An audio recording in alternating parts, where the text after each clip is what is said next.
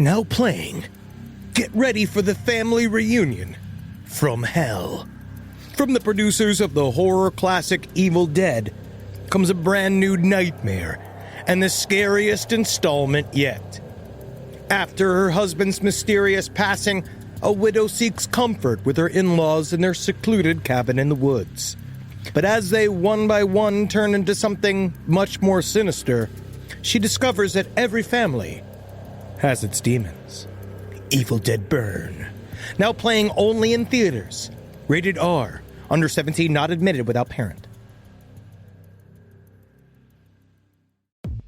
Insurance isn't one size fits all. That's why drivers have trusted Progressive's Name Your Price tool for years. Just tell Progressive what you want to pay, and they'll show you coverage options that fit your budget. Visit Progressive.com to find a car insurance rate that works for you. Progressive Casualty Insurance Company and Affiliates. Price and coverage match limited by state law. Hey there, Ben Kissel here for Last Podcast Network. I want to tell you about my show Abe Lincoln's Top Hat. For more than 9 years, Marcus and I have strived to present you with the most accurate and honest political podcast out there. In these turbulent times, it's our intention to unite the country with impassioned debate that reaches out to the rational Americans who find their voices more muffled every day. Every week, I use my political science background, my experience running for office, along with my lifelong passion to stand up for the downtrodden, the wrongfully accused, and the invisible man and woman to bring you news like you haven't heard before. Let's face it, traditional news has failed us. We promise to always tell you the truth the best we see it, and I personally guarantee to not be swayed by hyperpartisanship, but be guided by facts. To listen, search Abe Lincoln's Top Hat on any podcast platform or go to lastpodcastnetwork.com and find it under shows. Hail yourselves, everyone. Now back to Last Podcast on the Left. There's no place to escape to. This is the Last Podcast On the left. That's when the cannibalism started. What was that? Hello. Don't mind my cape. Are you the sheriff of West Memphis, Arkansas? What? Yeah. No? My name is Galactus. I play evil steel drum for Sisters of Mercy. And I've come to Goth escape those 3 boys from that jail. Shadow monsters, go! Oh, all right. Welcome to the Go, my creatures of the night. Go, no. Just like 5 chihuahuas with Sister of Mercy's fucking merch on. The goth community did not save them. No. They honestly, they should have would've sent some worked. of these vampires to come get them out of jail. Where was Absolutely. Peter Steele? That's what I want to know. All That's right, what I well, wanna we'll get to it. This is the Last Podcast on the Left. I am Ben Kissel with Marcus Parks. How's your brain, Marcus? Brain's all right. Hey, okay. Henry Zabrowski, coming off of his birthday party. How you doing, buddy? Hey. No, wait, not your birthday party. Coming off of your bachelor party. I'm sorry. Yeah, buddy. Haha. I tell you what, I'm top shape. I tell you what, I definitely could be openly bleeding right now. Why? But I'm not. I did fall down. Okay, very good. I did a bit of a fall down last night. I had a lot of. You know what it is about tiki drinks? Uh-huh. They make your knees loose. It's something about the curacao. I don't know what it is. Whatever makes it blue or vibrantly yellow makes me not be able to walk. Yeah, I think it's the liquor. I think it's the liquor. All right. Oh. Well, we have a very sobering episode when Yes, it comes to the it's criminal very- justice system. We are on It to is very sobering. We are on to part 2 of the West Memphis Three. Let's jump right in. So when we last left the 3, the West Memphis Police Department were edging closer and closer towards blaming Jason Baldwin and Damian Eccles for the murders of Christopher Byers, Stevie Branch, and Michael Moore. But at that point, the police had nothing more than the suspicious accusations of their local witch hunter and a positive polygraph test from a hack. Whoa, Marcus. I mean, what else do you need? They've got a hunch, and there's a witch hunter. So this is perfect justice. I'm not a judge, and I look at them squiggly lines. The squigglier they get, the more boys I know you have their blood on your hands. There it is.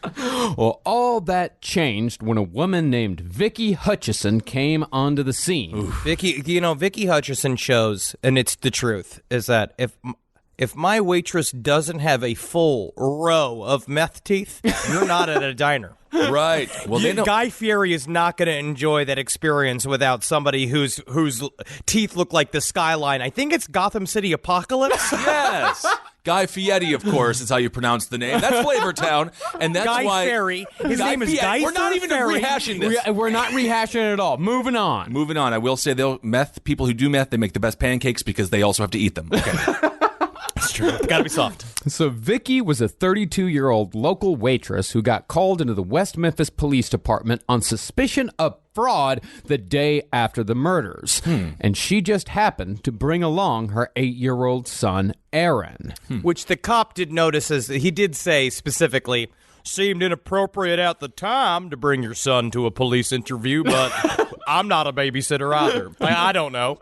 Yeah, you can't find a sitter. You got to do it. I understand she's a struggling waitress. See, Aaron was a friend of the 3 murdered boys, and he told his mother that he'd seen a black man in a maroon car pick the 3 boys up after school on the day they disappeared. Now, this was definitely a lie, as the kids were last seen hours after that. But in this, Aaron dipped his first toe into being a pivotal role in the police investigation concerning the child murders at Robin Hood Hills. You wait, Kissel. There will be a trial one day and I will have to prove your love of Bud Light Lime. And it will be like some weird fucking Bud thing Light Lime. where it hinges like on a thing like you are actually going to jail, but the Bud Light Lime will have to be your alibi. Like it will have to that you will have to have been seen with a Bud Light Lime at some bar somewhere to keep you from being guilty. And I will get a little kid to help us, and he'll be like, I did see the man with the big green drink hanging outside the bar, and he was yelling about how it's not fair that he's tall. And but they will know it's true because you got the kid in there. That might be true. I might be yelling that I'm tall, and I don't like that all the time. Nonetheless, it is interesting, racial profiling ingrained in this child at such a young age. Yeah. Kind of fascinating. Now, it was extremely common during the satanic panic of the late 80s and early 90s for the authorities to believe the outlandish claims of children when it came to arresting and convicting so-called devil worshippers. How many, and seriously, the Salem witch trial, the same thing. How many people have kids killed? I mean, it just seems like out of the mouths of babes comes a lot of death. Yeah, a lot of convictions. Yeah, these children are not to be trusted. No. You can't, but I do get it. But we want to believe the kids when they say something bad happens. Yes. But kids also have wonderful imaginations. And when it starts casting Bill Clinton in the role of head wizard of the Satan cult, and that Spider-Man was there, and all of a sudden it turns into an Elsa Gate video script, but you're in the middle of it, and it was like a rehearsal for it, you maybe want to look into the claims. Yes, they shouldn't be the cornerstone of your case. Well, 3 years before the child murders at Robin Hood Hills, 8 child care workers employed at McMartin's preschool in Manhattan Beach, California, were charged with 321 counts of abuse against children based on the accusation that the adults were engaged in what was known as satanic ritual abuse. Oh, my. Now, even though murders were definitely a part of the satanic panic, accusations of satanic ritual abuse were at the forefront of the hysteria and resulted in dozens of arrests, convictions, and ruined lives based on the bizarre testimonies of children. And it all fit bizarrely into a subtle version of the government's constant war against the psychic awakening of the people of the United States, nay, the world, which I do believe is true. Part of dropping the seeds into the fear of ritual behavior, the idea of the fear of the satanic group, because the Church of Satan was delightfully innocent. All we did was have a good time. We enjoyed San Francisco. We like women that consented to be nude furniture for the rituals, but they have to consent. You were I'm saying, 8 years old at this time. I'm not saying they should be there for that. It should be 18 plus. I mean, this is why I do believe this. It should be strip club rules for a Satanist event. But I'm saying for these children, the idea that the prosecuting people on just these fanciful tales and built up fear of satanic groups. And a part of it, it's in a weird, subtle way, what it does is denounce the idea of belief in anything outside of this universe, and it plays into the controlling hands of the government. How many drinks did you have last night? How Hawaiian are you today? I'm great. I'm set. I'm sitting in a chair. Very good for the dagger industry. If you are dabbling in creating daggers, this was a prime time for your business. Decorative knives were doing well. Well, the people who were being prosecuted here, they were not Satanists. They were not any sort of they weren't engaged in any sort of ritualistic behavior whatsoever. They were regular folk, but they still got swept up in this. Now, some of the weirder claims made just in the McMartin preschool trial included a series of underground tunnels built underneath the school to transport children, kids being flushed down toilets over and over again before being cleaned up and presented to the parents, and visits from Punky Brewster and Mr. T to keep the kids quiet and happy.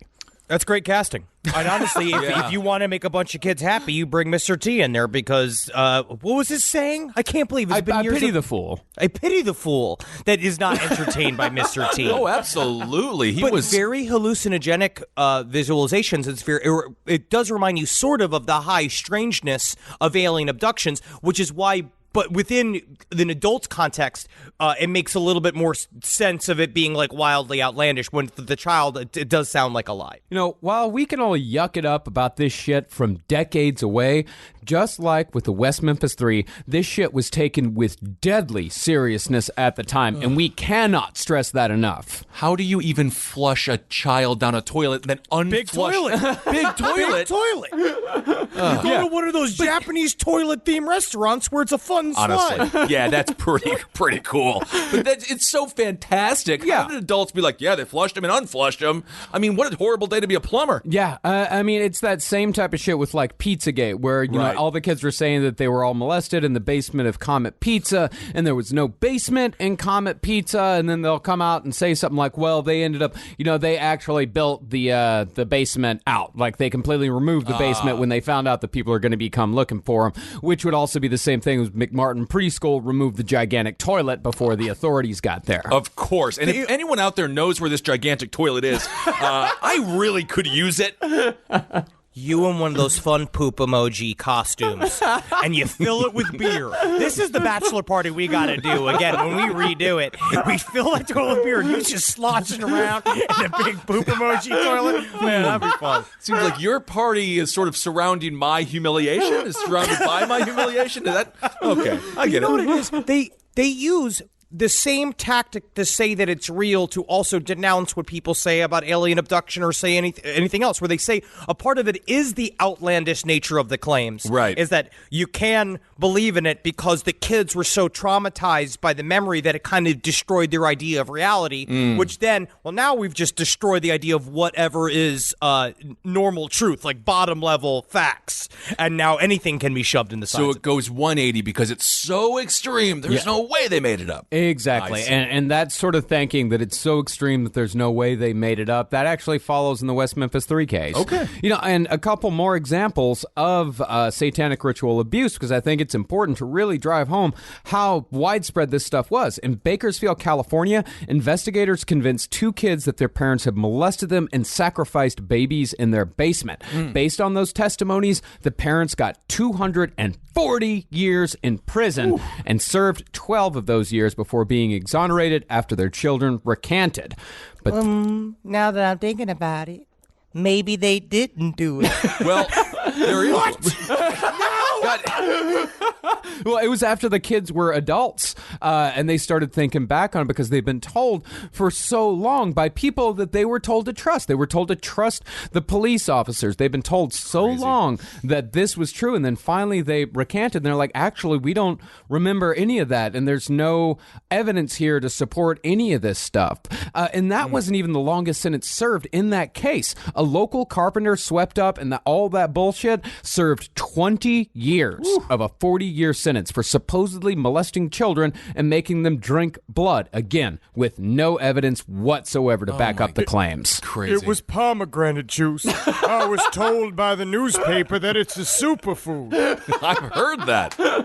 30 people were sent to prison based on satanic ritual abuse claims, and those claims were extracted from children by investigators who told the kids that if they could just tell the cops what they wanted to hear, this would all be over, and they could all go home. And that is a sentence you hear again and again. Right. There's a book that I will also be using as a reference as we go through this episode, which is called True Stories of False Confessions, which was edited by Rob Warden and Stephen A. Drizzen. And it's a very interesting tale. And it does a breakdown of the many different ways false confessions come down. And it's a lot more prevalent than we think. Absolutely. On a more humorous side, it would be interesting to walk into a police station and be like, why I got all this candy around?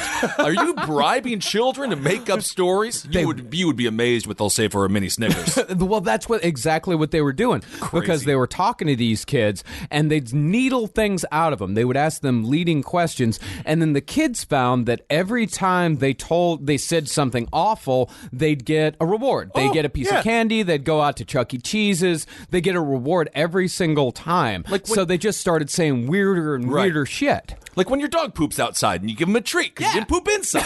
And then slowly he learns. Interesting. Yeah. So, in other words, the West Memphis Three weren't the only ones who got swept up in all this nonsense. They were just the only ones whose case included a trip to death row. Wow. Lucky. So lucky. Strange. It is kind of lucky in a strange way. In a strange way. So about a week after the murders, the detective who had immediately taken to the cult angle based on the accusations of witch hunter Jerry Driver, his name was Don Bray, he brought Vicky Hutchison back in for questioning. He asked her if she'd ever heard about or seen anything around town that might be considered occult behavior. She said she hadn't seen it herself, but she'd heard some kids in her trailer park might be dabbling. I knew them kids were up to no good. They went out in that field, and I saw jack-o'-lanterns have no reason to be carved in August. No, they don't. And I also heard those kids complaining Chick-fil-A is closed on Sundays. They said they wanted a chicken sandwich on a Sunday. If there was one Satanist branch of Chick-fil-A that was only open on Sundays, I would go to it so often. It is amazing food. And since the reward money for breaks in the case was growing by the day, Vicky, with the full approval of a member of the police department, said she would, quote-unquote, play detective to see what else she could find out concerning those dabblings. I tell you what, I'll get to the bottom of all this with my swishy behind and my comfortable waitress shoes. Honestly, you can do a lot in waitress shoes. They are very cozy. It's like nurse shoes. Yes. Those big ones. Now, how Vicky came to be focused on Jessie Misskelley is a matter of speculation, but the most widely accepted theory is that Detective Don Bray had shown Vicky Hutchison Jerry Driver's list of satanic teenagers. I seen each one of these.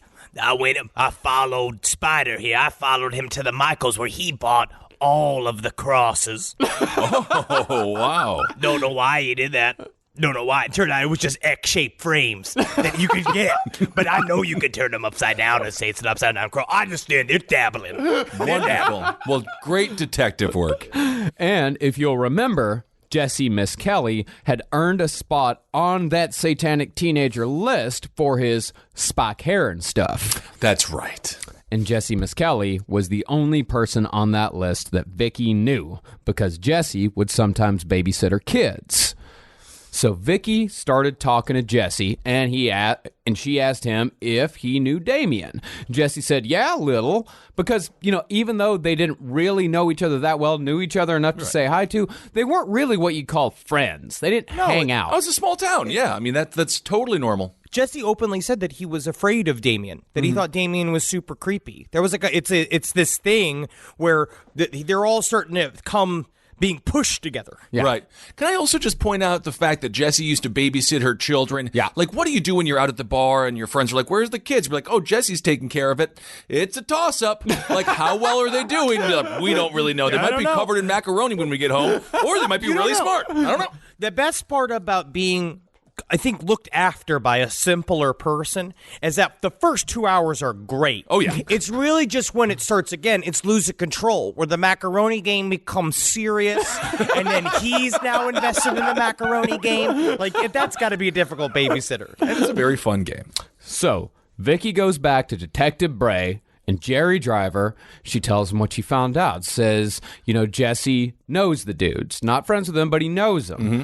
So these two assholes sent a waitress on a secret undercover mission to ferret out information on a person that they thought 100% was a vicious triple child murderer. Think about how hot this must have been.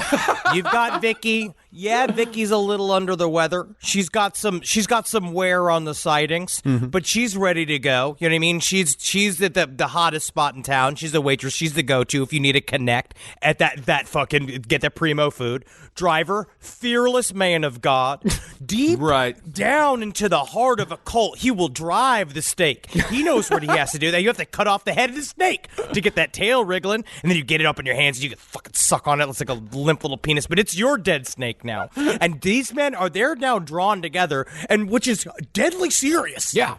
This idea they're going to bust open a satanic cult in the middle of their hometown by acting like it's the movie Sneakers. I mean, that is it is totally crazy. Yeah, it really is. So here was their plan. Vicky would get Jessie to bring Damien to her trailer under the auspices of romantic interest. Oh. I'm going to light my Yankee candle. My favorite one. I got my one, the grass one, because there's nothing like pretending you're out in the barn and you're two piggies trying to make more little piggies. All right, romance is in the air. Well, of course, like Jesse, he didn't know the real reason why Vicky wanted to meet Damien, and he honestly, he's like, it's a little weird that this woman in her 30s wants to, fuck this 18-year-old kid, but he's like, all right, I'll do it. So once Damien was in her clutches, Vicky's plan was that she would seduce him verbally without getting physical, and eventually she would gain his trust and be brought into the local satanic witch coven. This was seriously their master plan. You know what I heard's the sexiest, grooviest thing in the world, Damien? No. What is it? Putting a penis in a vagina. Ugh. It really is a trailer park version of the Jim Carrey classic Once Bitten. If you get a chance, check that out this Halloween season. I like the idea, though, that she does feel like she could seduce him just by talking. And then all honestly, of a sudden, but like, there is nothing easier than seducing an 18-year-old boy. Yeah. That is a pretty simple task. Yeah.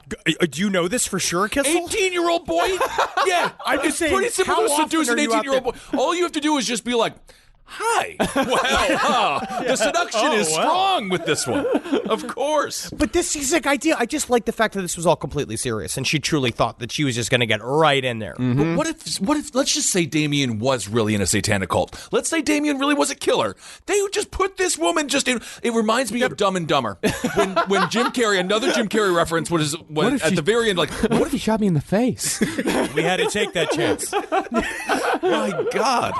Well, Driver even provided Vicky with set dressing. He gave her a list of books on the occult that could be found at the local library, and he suggested that she should scatter them around her trailer so as to make herself seem a little spookier. And I'm going to say, this is actually not a bad tip for Last Podcast listeners, and you know who you are. If you're just trying to get that person who's just a scooch spookier than you into the fold, you're trying to close that deal, you get Colin Wilson's The Occult and you leave it on a table. Gush, gush. Oh, yeah. Get Colin Wilson's The Occult. A Field Guide to Demons is very good. You can get a couple of loose copies of Man, Myth, and Magic. Just a couple of... That's what you want to do. Yeah. But if you just scatter them around the house, they're going to think you're an alcoholic. No, you can't just do it. They have to be strategic places. This is like you really... don't care, and then you accidentally, it's stuff you're like, oh, where did I put my wine glasses? And you put the books on top of where the wine glasses would be, and you're like, better move these tomes of the occult. And then people are like, oh, really? Wine and occult. Wow. My goodness. So the day in question, Jesse ran into Jason and Damien in the trailer park and told them all about this older woman named Vicky that wanted a piece of Damien. So the boys followed Jessie to Vicky's trailer and went inside, and Jessie stayed outside, just kind of milling around. I don't want to make fun of Jesse at all, but it's just, I could see him out there just kicking rocks and stuff. There's not a lot to do. Hopefully the satanic cult's being brought down in there. I'll just be out here with me. Like, he's very sweet. He's a very sweet man. Well, Jesse didn't even know that this whole satanic cult thing was going on, because all Vicky had told him was like, yeah, I kind of want to get a piece of this Damien kid. He seems kind of hot. And Jesse's like, all right, because he considered Vicky his friend. Right. Because he watched her kids. He trusted her. Yes. That is a mistake that this man will make again. Yeah.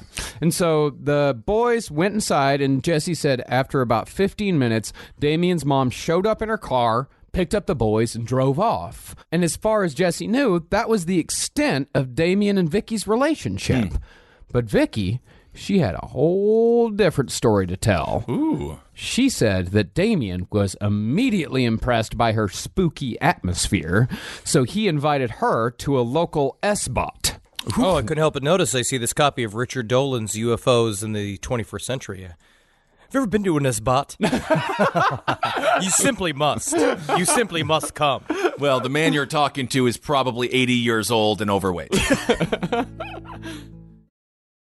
This podcast is brought to you by Squarespace. Squarespace is an all-in-one website platform that helps you stand out online. Yes, that's right. You don't have to smash your face with a hammer. You can just start a business. It's got everything you need on Squarespace, from securing your domain to building a professional site and showcasing your work all in one place. Let's say you want to show everybody how you can carve your ribs out of your lower abdomen so that you look more like a Ken doll. That's amazing. You can bring your vision to life with AI-powered design or curated templates, plus flexible editing tools that helps you create something that truly reflects your style, especially if you are somebody that is trying to corrupt the young men of America. That's what Squarespace is really going to help you. Squarespace makes it easy. It makes it easy for you to put all that together, and you just go to Squarespace and do it all. Thanks, Braden. Head to squarespace.com/left for a free trial. And when you're ready to launch, use offer code LEFT to save 10% off your first purchase of a website or domain. Hey there, everybody. Is your cell phone bill too much money? Are you getting that bill and you're like, hey, what is this? I can't believe for what? For 5G? Are you crazy right now? $100? I don't even barely got any bars when I'm just sitting in my living room, okay? You don't have to deal with that anymore. Are you ready for this? $15 a month. That's right, $15 a month on Mint Mobile. Yeah, baby. Get their wireless plan, because they're just sitting there on the T-Mobile 5G network, and it's just $15.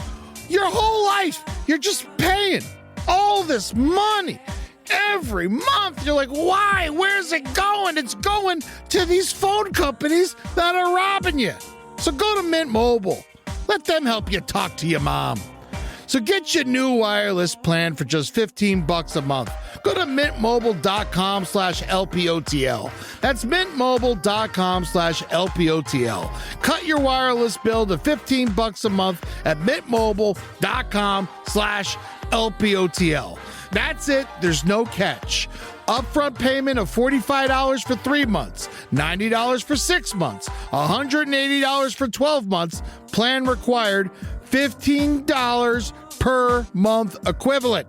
Taxes and fees extra. Initial plan term only. Greater than 50 gigabytes may slow when the network is busy. Includes up to 20 gigabytes hotspot. Capable device required. Availability, speed, and coverage varies. See mintmobile.com. It's obvious we love true crime, but it does make us feel a little paranoid about what's out there, as it should. And that's why it's so important to get a home security system that gives you peace of mind. With SimpliSafe, you can stop crimes before they even start using their AI-powered cameras to identify threats on your property and alert US-based live agents to take action.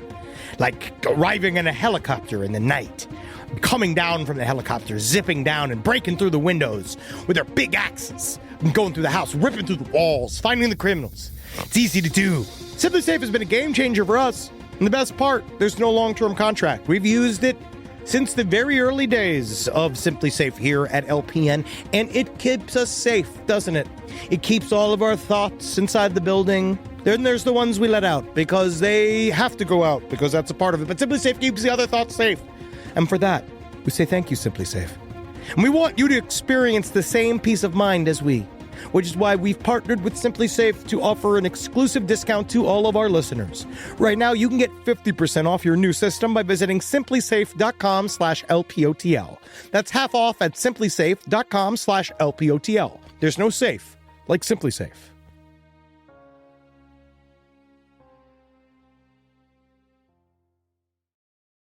So an Esbat, for those of you who don't know, is a non-Sabbath gathering of a witch coven. It's more like an informal get-together than an actual ceremony. Cool. In fact, the word Esbat is derived from a word that means to frolic. Ooh, like a little leprechaun. The most ancient form of a mixer. I think that's also what you'd call it.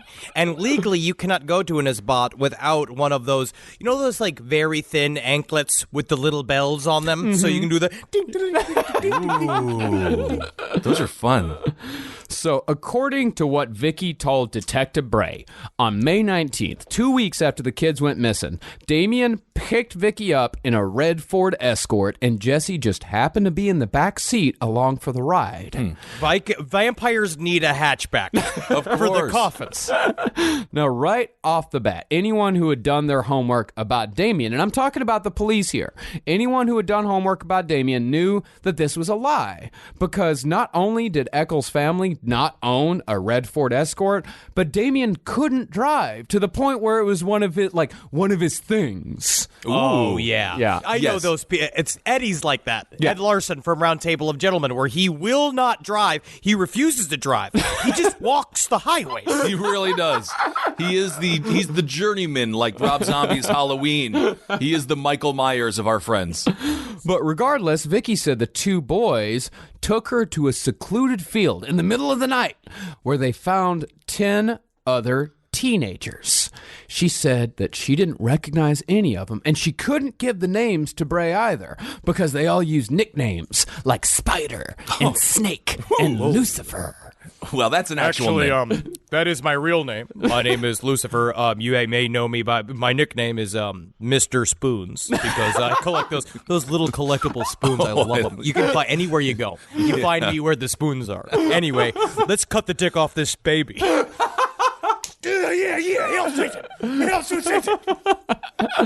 Well, soon the attendees, whose faces and arms were painted black, they all started dancing naked in the fields. Uh-oh. And they were, in Vicky's words, Touching each other. Yikes. touching each other. Okay. Touching each other. They wish. I don't wishes know. this happened. This would be incredible if this happened. Right. Of course, this whole display offended Vicky's delicate sensibilities, so she said that Damien took her home while Jessie stayed behind to enjoy the orgy to come. I will say this, and this is I don't want to even go into details on that. It's disturbing. But I will say this is not maligning waitresses whatsoever. I actually love this about them. But a early 30s waitress in a small town, they're grizzled. They've heard some stories. They can deal with a lot of stuff. They're tough people.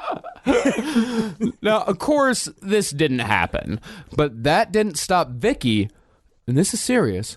She testified about this in open court during a murder trial. That's a part of this story, right? Because we're obviously, our job is to joke around about it. We're sitting here trying, and it's very silly. We're playing it out. It's a very silly scenario.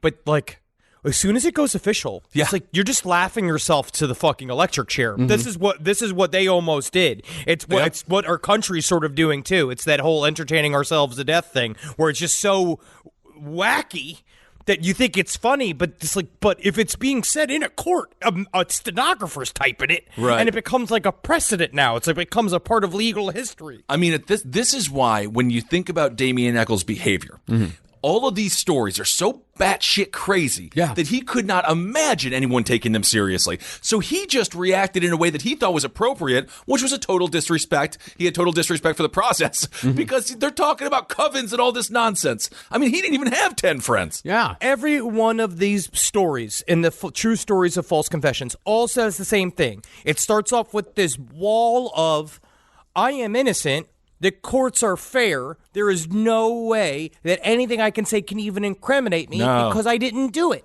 That all of this will come out, like it'll all be solved. But it's like you still are requiring those 12 people in the room to agree with your side of the truth. Good luck. There's going to be a lot of righteous indignation once we get into all that. But the reason why we're saying this never happened is not just because it sounds ridiculous, because it does. We're saying it never happened because Vicky Hutchison has said multiple times since on camera that she lied about the whole affair beginning to end. According to her and everybody else, the extent of her relationship with Damien was, in fact, the 15-minute visit before Damien's mom came and picked him up. It's amazing what people will do for small-town cop approval. Not just small-town cop approval, but a little bit of cash as well. Right. Can I ask that? I maybe an expert listener can maybe inform me too, or maybe we could talk about this.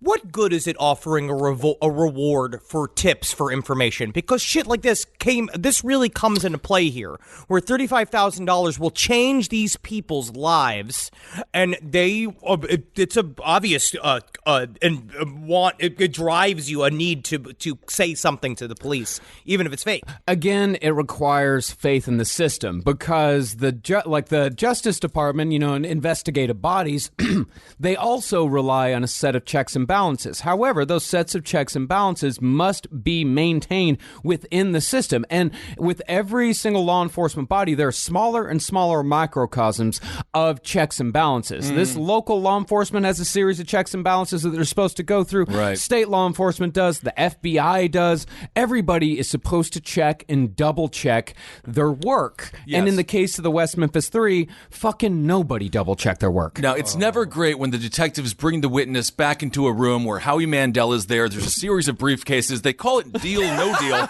And they say, choose a box and that will be your reward for falsely accusing these people of murder. But I can switch the box, right? Give you one switch. I choose one briefcase, Yes. and then I can do a last minute switch, right? It's a fair- 7. yeah, I choose 7. You choose 7. Okay. I'll switch it for 12. Okay. I'll switch it for 12. It's been switched.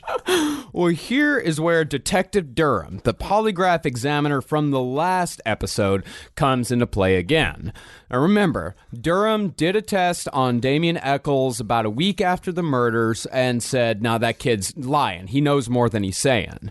And so he did a polygraph test on Vicky concerning her claims, and he found, by his readings, that she was 100% telling the truth. He also found her to be extremely stressed because it turns out it wasn't a polygraph exam. He was wondering if she wanted to be in Scientology.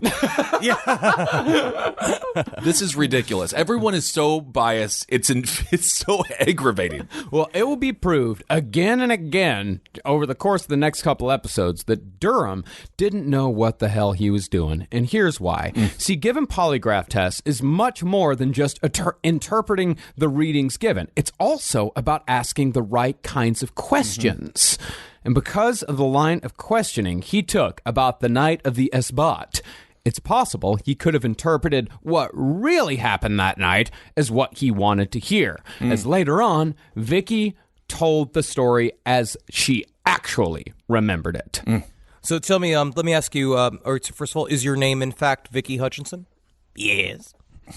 So you saw the nature of the event, the Esbat you were speaking of. It was people nude touching each other, painted in black, writhing on the grass.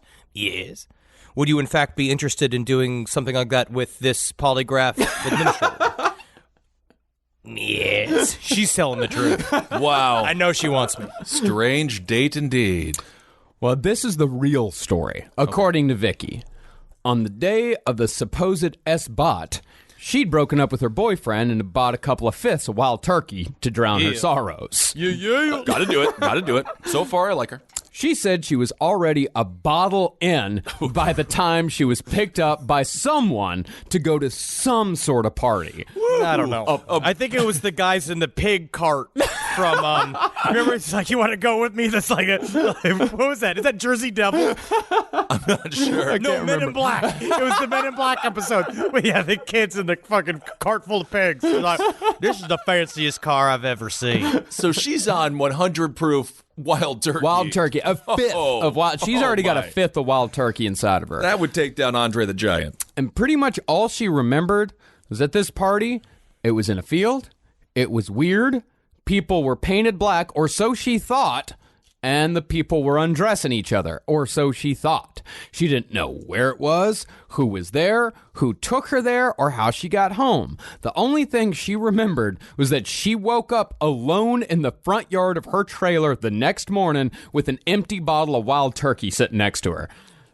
I believe that, because that's exactly how your night ends, and that's kind of fun, actually, when you wake up and you're like, oh, wow, I really did that.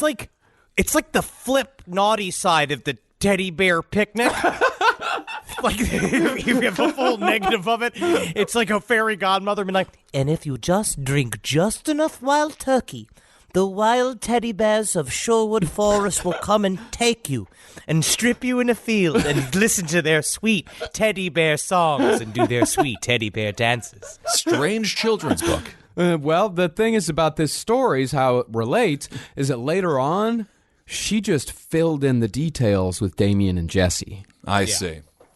But that wasn't her only contribution to the case. Perhaps the more important one is the contribution that isn't mentioned in any of the documentaries at all, and seems to actually kind of go under the radar a little bit, but I think it's perhaps the key to understanding how the rest of the department finally came around. Vicky's other contribution was her son, Aaron. By the time they got back around to him, almost 3 weeks had gone by without a single break in the case, and the cops were starting to get even more desperate. the entire town is going through trauma. Yeah. The entire, they saw the sights of 3 sweet little boys seem to be castrated in front. Like, it's a brutal crime. They have no leads. They have no clue where to turn. The medical reports have not come in. They don't know. They don't even know how they fucking died. And so they are grasping at straws. Yep. The only thing they had at this point were rumors and hearsay about Damien Eccles. Same shit they had 2 weeks before. Hot goss. And they hadn't heard jack shit about Jason Baldwin at this point, but Jason and Damien hung out constantly. So there you go. And I'm not being facetious here at all. That was the reasoning. That was the extent of their evidence against Jason Baldwin. No evidence. No evidence. None. It was just there, like, well, those two hang out together. Right. So there you go. Of course, if Damien was there, of course Jason's going to be there because they're always together. Look at that. Naturally. Guilt by association is a very intense claim, and it's used by the police quite a bit to get what they want. And a part of it is that when it works, it's great, but it can be manipulated in a case like this, Absolutely. where Jason Baldwin's life is ruined by it. Guilt by association, a lot of people being charged with murders, even if they didn't pull the trigger because they were in a car or something like that.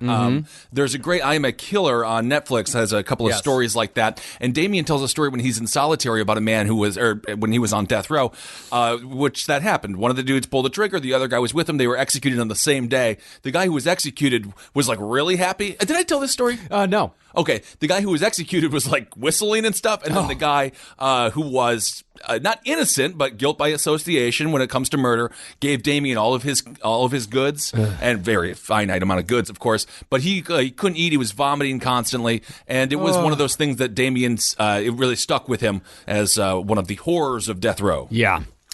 Well, Damien, he wasn't doing himself any favors either.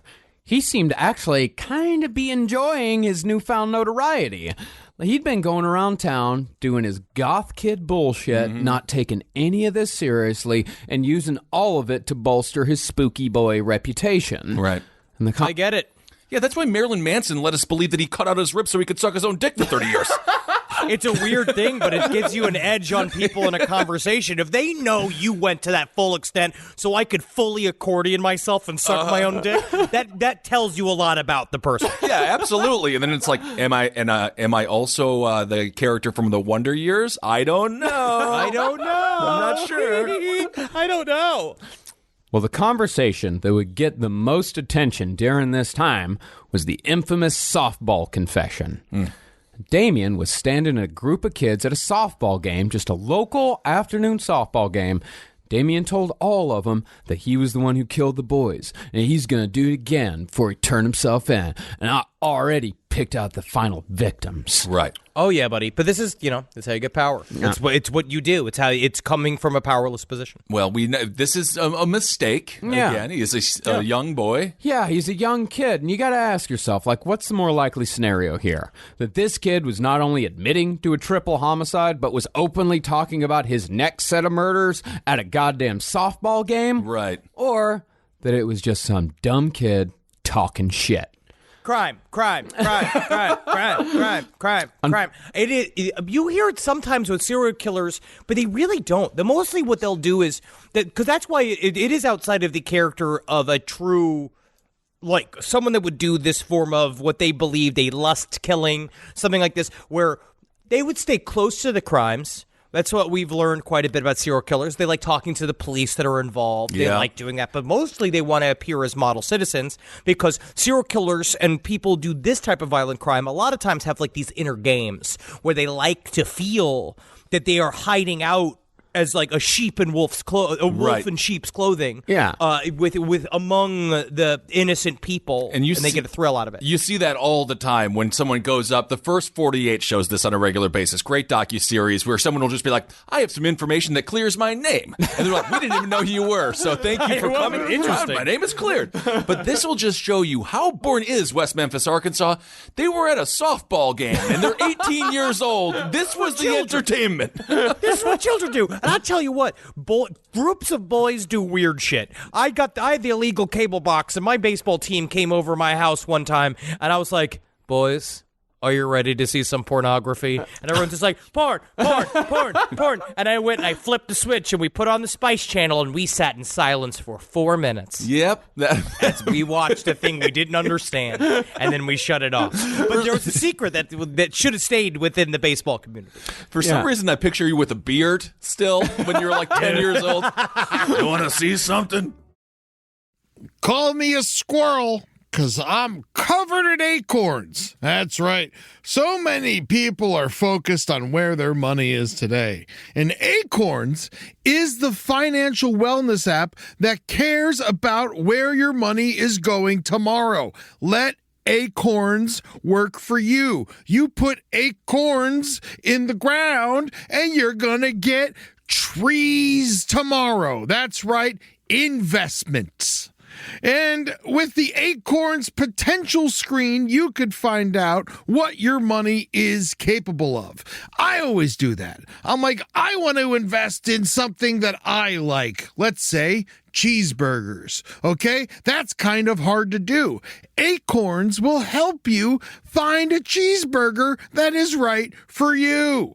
So sign up now, and Acorns will boost your new account with a $5 bonus investment. Wow! Join the over 14 million all-time customers who have already saved and invested over $27 billion with Acorns. Head to acorns.com/left or download the Acorns app to get started. Paid non-client endorsement. Compensation provides incentive to positively promote Acorns. Tier 2 compensation provided. Potential subject to various factors such as customers' accounts, age, and investment settings. Does not include Acorns fees. Results do not predict or represent the performance of any Acorns portfolio. Investment results will vary. Investing involves risk. Acorns Advisors, LLC, an SEC registered investment advisor. View important disclosures at acorns.com/left. This is a paid ad by BetterHelp. You know, stigma shows up in a lot of different places. I know I had to explain to my handyman about the devil imagery in my home. I had to explain that in our home, El Diablo es bueno. And he reluctantly agreed. I think largely just because he was in my home and he was scared. But over time, he began to see, the devil can be my amigo. See, even in 2026, stigma can get in the way of a lot of things, right? My handyman almost didn't put up my floating media cabinet, right? You gotta get support for your mental health. Maybe you've encouraged friends to consider therapy while avoiding taking the first step yourself because you're busy, worried what others will think, or telling yourself you should handle it alone. No, you need a team. Get therapy with BetterHelp, the world's largest online therapy platform. Give me a space to slow down and talk through what's building before it feels unmanageable. So let's take a short questionnaire to identify your needs and preferences, and BetterHelp will handle the initial therapist matching work for you. Their industry-leading match rate means BetterHelp typically gets it right the first time. Feel confident knowing BetterHelp therapists work according to a strict code of ethics and are fully qualified. So don't let hesitation hold you back. Find support with BetterHelp. Sign up and get 10% off at betterhelp.com/lastpod. That's betterhelp.com/lastpod. All right, I know what you're thinking. I like to go banking, but I don't want to give to these big old banks all the time that cater to the 1%. Well, go ahead and get yourself hooked up with Chime. It's banking built for you, not just those rich jerks. And they got thousands of fee-free ATMs because why pay to get your own money? Chime is working for you, man. You get your Chime card, you're going to get travel perks, you're going to get into airport lounges, you're going to get those chicken thighs. You know, every time I go to an airport lounge, I get chicken thighs. And you know what I say whenever I see a plate of chicken thighs? Give me more. Chime's going to get you those chicken thighs in these lounges, all right? Sure, they could serve other types of meat, but why would you when chicken thighs are so delicious? Chime is not just smarter banking, it's the most rewarding way to bank. Join the millions who are already banking fee-free today. Head to chime.com/left. That's chime.com/left. It only takes a few minutes to sign up. Chime is a fintech, not a bank. Banking services for Chime Card provided by Chime's bank partners. Optional products and services may have fees or charges. Stated cashback for Chime Prime only. No minimum balance required. Checking account ranking based on JD Power Survey published October 20th, 2025. For more information on travel perks, go to chime.com/disclosures. Well, concerning lust killers, I mean, I think Henry makes a pretty good point bringing that up, is that, like, you're welcome. Lust killers, they don't talk about their crimes this casually because they want to do it again. And also, a lot of times, lust killers are deeply ashamed of their crimes, and they don't confess to their murders until, if they ever do confess, until way, way down the line. Right, and basically when they're already in prison and it's the end of the line. Or backs against the wall, like when Casey Anthony took that tour of her job, and finally they were just like, "There's no more room to walk." Yeah, or like Ed Kemper, when Ed Kemper like calls up and confesses and all that sort. And you know, a lot of them never confess, a lot of them never turn themselves in because they want to keep doing it. And when they do talk about it, they're not casually talking to their peers about it. They're not casually talking to a bunch of to a bunch of children about this shit. Like they don't talk about it with a sneer and and see you later. Damien technically nailed it on the head when he gave his shithead answers to the cops about why a person would do this crime, right? Why someone would do the lust killer version of this crime, which is they really enjoyed what they were doing. And it's an essential nature of the serial killer and this type of murderer is that they take their actions very seriously. So it's their message to the world a lot of the times. It's a thing that it's a weird inner ritual that they are a part of, and it's not just kind of flippantly thrown out. Yeah, right. And that is if this is a lust killing. Okay. We're going to get into that on part 3. But with Damien and his softball confession, the nature of the crimes created a kind of paradox in the minds of people who believed Damien did it. They thought, and think still, that a person who would commit these kinds of crimes would, of course, be evil enough to brag about it. Therefore, since Damien bragged about it, he must be the killer, because only the killer would be evil enough to brag about it. Makes all the sense in the world. I don't know. It's just that circular logic, because when you say, well, why would he brag about this stuff? And when you tell him that, it's like, because he's evil. So he's the Riddler. You're acting like this. It's like, so you think that he goes like, like, it doesn't work like that. Evil is a man in a suit. Yeah. That is the thing. It's the people that are selling us these phones. American Psycho, great example of evil. Well, the conclusion about the softball confession was shared by the West Memphis Police Department.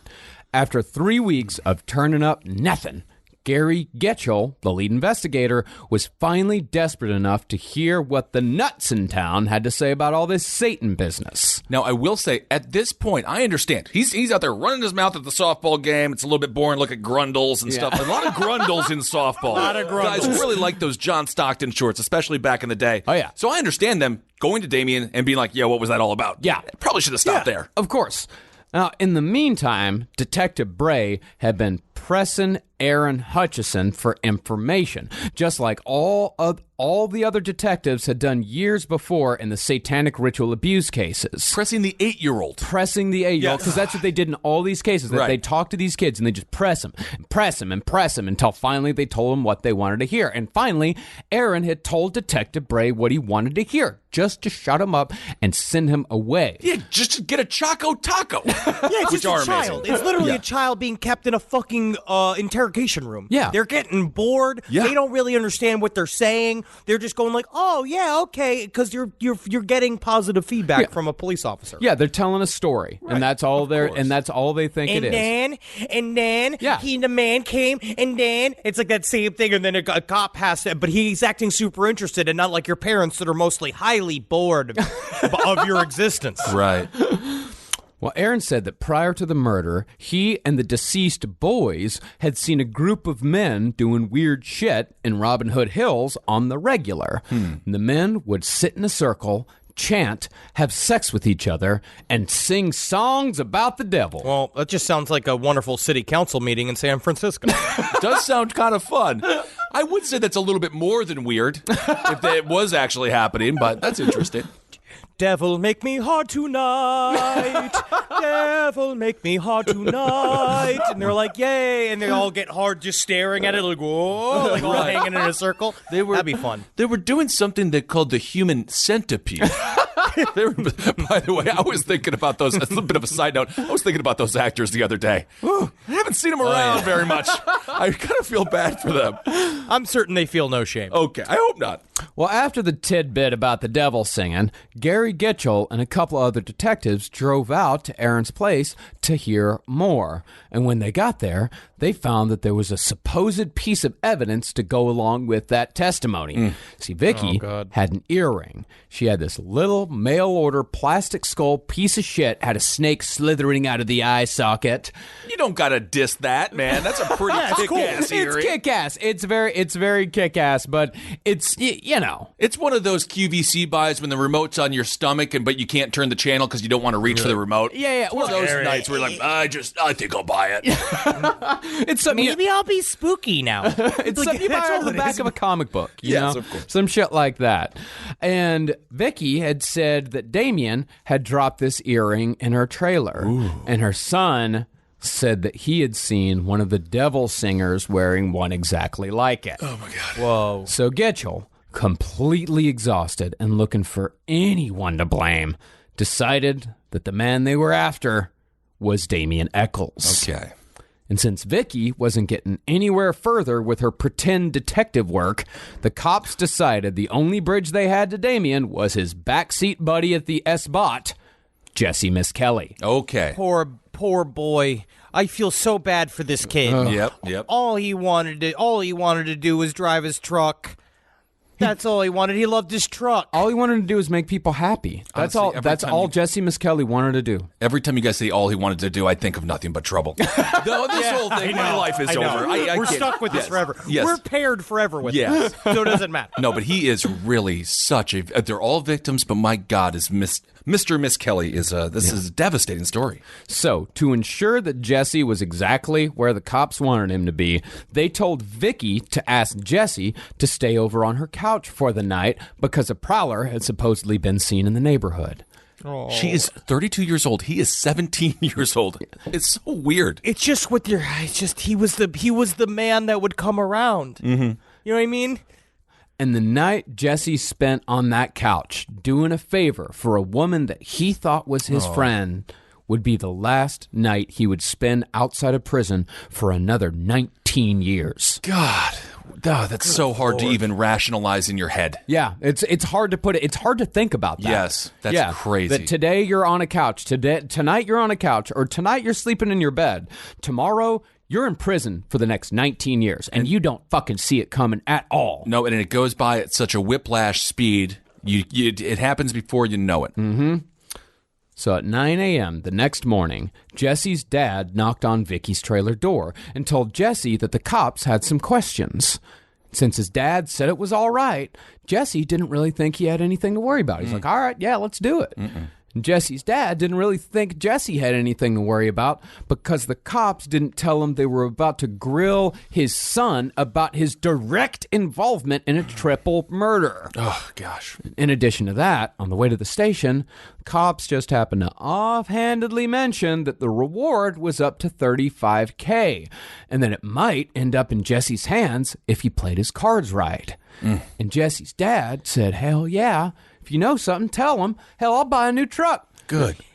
This is the thing, too, again. Yeah. We're playing towards a terrible future. Yeah. Like, right. all this shit, it's just, like, fun, like, mental games. Like, they're all going to be like, yeah, we'll go talk to the cops, and we'll get a little money out of it. Yeah. You know, the whole Right. thing where it's just like, no, man, this is deadly fucking serious. They are building their case. They're pulling the fish in. Yeah, Right. I mean, to like Jesse and his dad, I mean, this is like, you know, a little grift they can play. It's like, oh, maybe we'll pull one over on him. All right, but go ahead, go on, try. Whereas like no real concept of how serious this is and how the consequences, how the dice can roll up snake eyes real fucking easy for this kid. I mean, this is Snake Eyes. It's a great Nicolas Cage movie. Oh, yeah. It's a New York reference, but always ask for Ron Kuby. I don't even just always ask for a lawyer. Right, everyone knows Ron Kuby. He's the best. Yeah.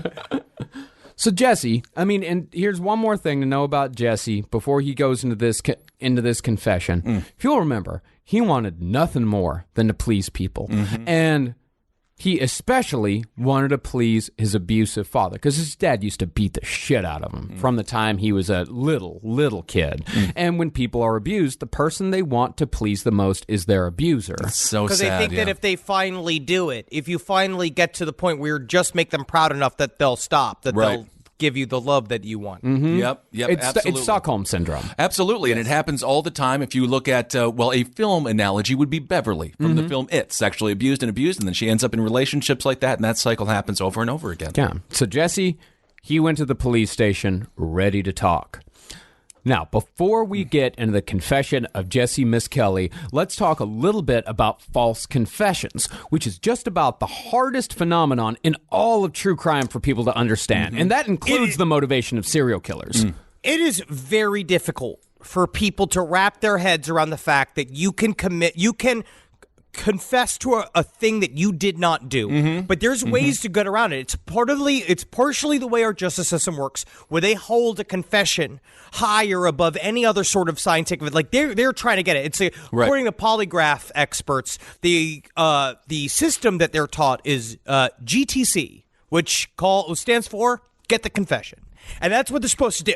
They're supposed to get it. So the book, True Stories of False Confessions, does a fun breakdown of how many of the different ways it happens. It has these 9 little chapter heads of the ways they do it, which is brainwashing. You confess out of desperation to stop the interrogation. Inquisition-style questioning, which happens again. Child abuse, straight up just coercing a child into confess, which happens. If a defendant is too mentally fragile, which is what we're seeing in the case of Jessie Misskelley. Inference, which means you take statements they make about other crimes or other things that do not have anything to do with the crime that you are investigating, and you basically pull them over. Total fabrication, where they just make it up and pin it on you. There's opportunism, where people who confess to get money, like poor Jessie Misskelley. Pretense, Police force, they're just forcing you to do it. And then a thing called unrequited innocence, which is a very interesting topic, which is cases in which defendants were convicted of crimes based on confessions or incriminating statements that in all probability were false, but who have been denied relief. These are people that are kept in jail for forever, like Damien Eccles. Right. And of course, Misskelley was wanting to do what they wanted him to do, so theoretically he would go home. Yeah. So for starters, let's remind everyone that investigators know that people confess to crimes they didn't commit all the time. Oh, yeah. That's why when there's a high-profile case, certain details are kept from the public. That way, if someone confesses, the cops have something to cross-reference with to see if that person is full of shit or not. Right. So drill that into your head. Competent and ethical investigative bodies use very strict procedures to ensure they have the right person. Right. Otherwise, you have the situation as we saw with Brendan Dassey. Fascinating. That would make him a murderer in the Central Park 5 doc. If you watch that, you also see a very similar situation happening. Now, according to the Innocence Project, whose sole mission is to exonerate the wrongly convicted, out of the 350 people who have been exonerated in America using DNA evidence, 87 of them had confessed to their crimes. In fact, these confessions can be so convincing, even to the people who make them, that the people who confess can form very real memories of committing a crime that they had nothing to do with. One example is Ada Joanne Taylor. Taylor confessed to and was convicted of the 1985 smothering death of a 68-year-old woman named Helen Wilson. Problem was, Joanne not only didn't commit the crime, she wasn't even there. And neither were the other 5 people who confessed to and went down for the crime. 6 people in one case confessed to having a part in this crime, and yet none of them were even there. We know this because through DNA testing, it was found 23 years after the murder that the perpetrator was a juvenile delinquent named Bruce Allen Smith, whose grandmother shared an apartment building with the victim. And yet, even though it was proved that none of these people committed the crime, and it was proved that none of them were there, and only one of them even knew the victim in passing, all 6 of the wrongfully convicted still vividly remember doing it. Crazy. A part of it is the power of the human mind to visualize. You could, like, when we talk about ritual and we talk, like, when we were doing chaos magic and talking about this kind of stuff, a part of it is this. It is creating an absolute bedrock truth in your mind that was not there before. The human mind is very capable of it. We are very imaginative, and then we can adapt immediately to what we now consider to be our new reality. And a part of what a lot of these crimes with false confessions, especially what I was reading about in this book, is that there's pressure on the inside and there's pressure on the outside. Is that these people, a lot of times, it's coming from a crime that is very emotionally charged, especially when it comes to children or an extravagant murder, something very, very intense, something that is causing a community to also start their court of public opinion. You're already guilty on the outside, because we see there's this one guy named Kevin Fox he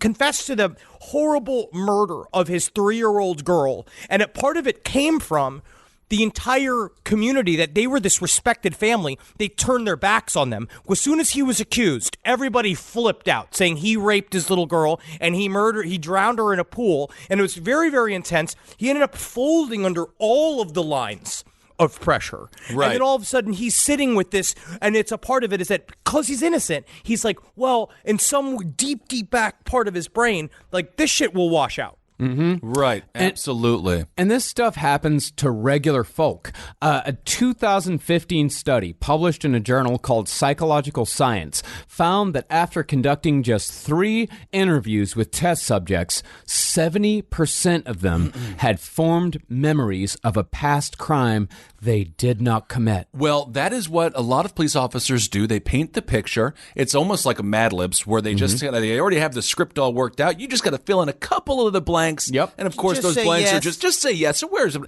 as we'll see here with Misskelley, the way that they manipulated him is so obvious and transparent. It's just unfortunate that there was no one in there to help this poor boy. I will say I'm Mr. Bojangles. Thank you again for inviting me here to the police department. I will confess that that Bojangles does serve the crispiest chicken that you could find on this sweet, sweet flat planet of ours. That if you could just and you could just check the test and you could see I ain't lying. I'm sorry, Mr. Misskelley. Your one eyewitness is a flat earther. We're going to actually have him leave. But it is true. His chicken is fantastic. It is. So, how does this happen?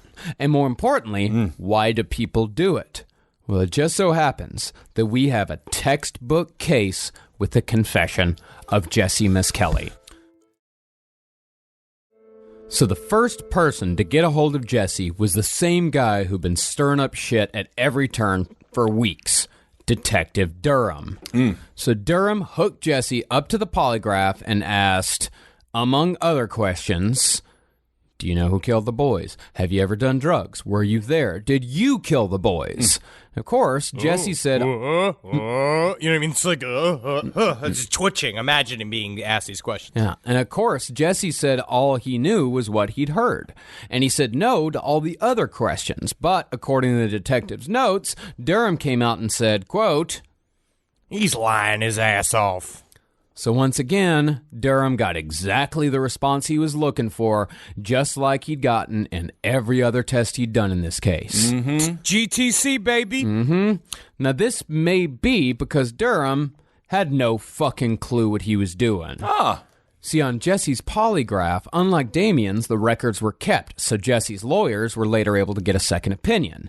They kicked the records over to this guy named Holmes, who'd worked for the FBI, the Mounties, the Texas Rangers, and had done polygraph work during the Watergate investigations. In other words, this dude knew what the fuck he was doing. In a business of bullshit detection, he was great at being the best version of a bullshit detector. Yeah, you want to read the lines right.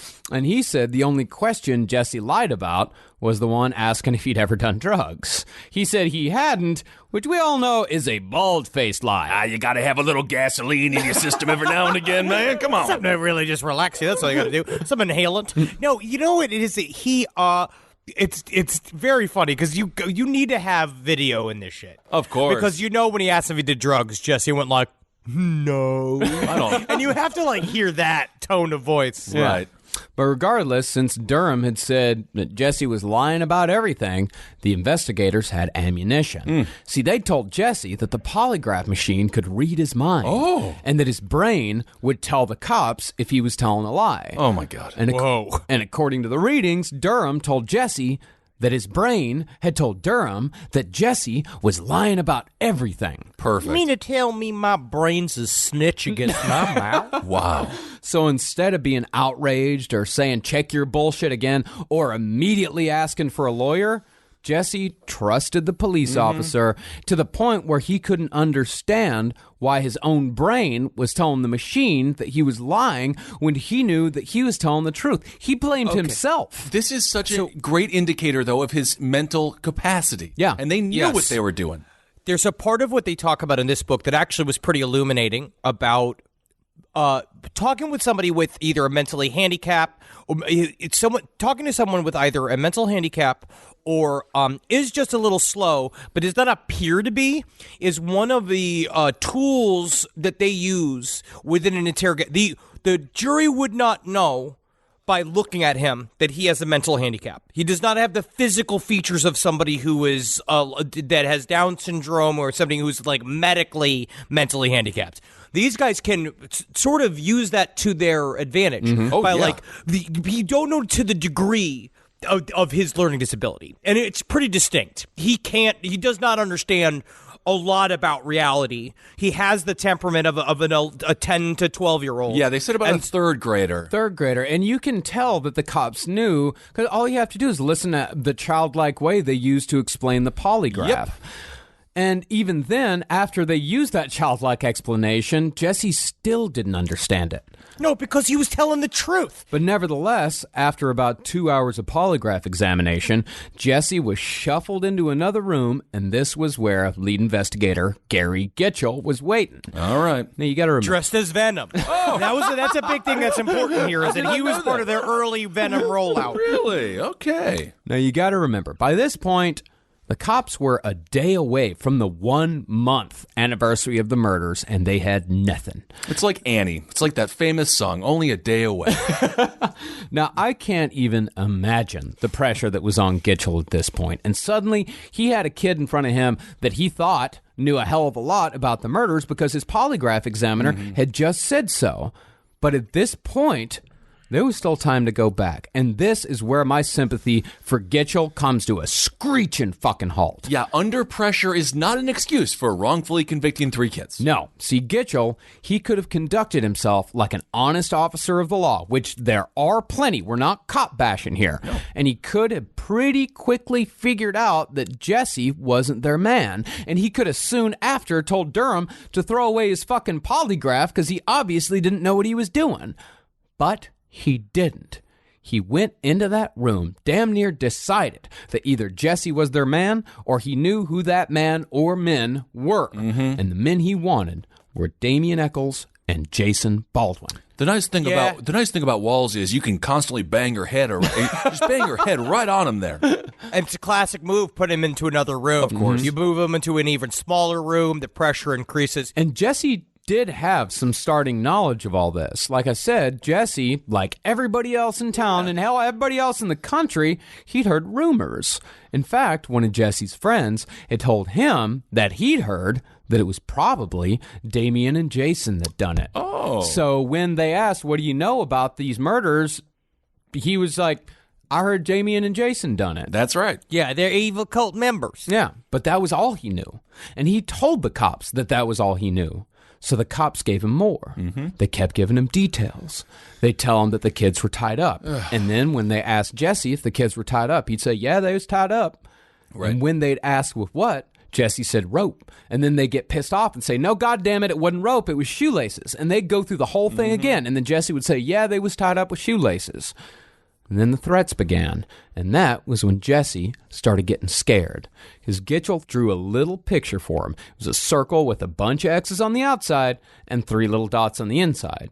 Gitchell pointed at the dots and said, these right here, that's you, Damien, and Jason. These X's out here, these are the police. So you got to make a decision. Either you're inside with Damien and Jason, or you're outside with us. And if you're outside with us, you can go home. And if you want to go home, all you got to do is tell us what happened.